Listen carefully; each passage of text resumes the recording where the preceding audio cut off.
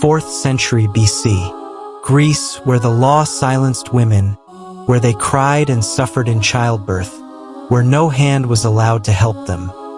Agnodice rose. She heard the cries of mothers, saw the sadness in their eyes. She knew the rules, knew the price of breaking them. But the weight of their pain was heavier than the fear of punishment. The fire of change burned within her. She longed to heal, to save, to stop the endless march of death. But how could she, a woman, ever step into the world of medicine? The world had already decided her fate. Yet, Agnodice refused to listen. With trembling hands, she took a knife to her hair. She changed her identity, wore the clothes of a man, and left her home behind. Her destination? Alexandria. Under the watchful eye of Herophilus, she soaked up the knowledge of healing. With each lesson, she wasn't just learning medicine. She was creating a change that would soon turn Athens upside down. Returning to her city, still disguised, she began her secret mission. Agnodice, the man to the world, but the healer to the women. Word spread quickly. There was a doctor who cared, a doctor who saved, and women came to her, trusting her with their lives.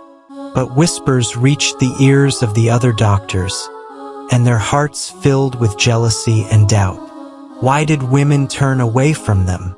Why did they seek this man named Agnodice? Rumors spread. Accusations followed.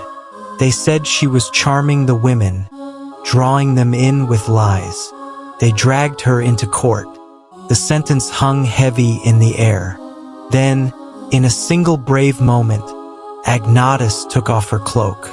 Before the eyes of her accusers, she showed the truth.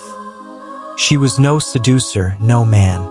She was a woman standing strong in her defiance. A gasp, a murmur.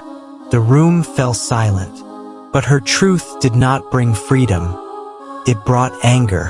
How dare a woman, a mere woman, practice medicine in their city?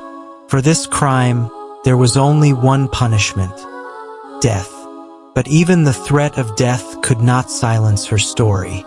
When the women of Athens, the very lives she had saved, heard of her fate, they rose up together.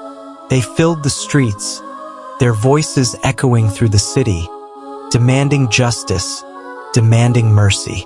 Mothers, daughters, wives of the powerful, they would not be silenced. And the walls of Athens shook.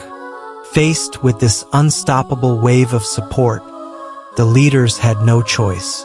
The law was changed. From that moment, women were allowed to study medicine. Because of one woman's courage.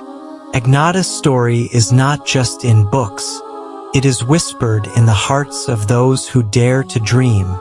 It is carved into time, a light for all who break chains, a symbol of courage in a world that said no. Real or not, it does not matter. She is a legend,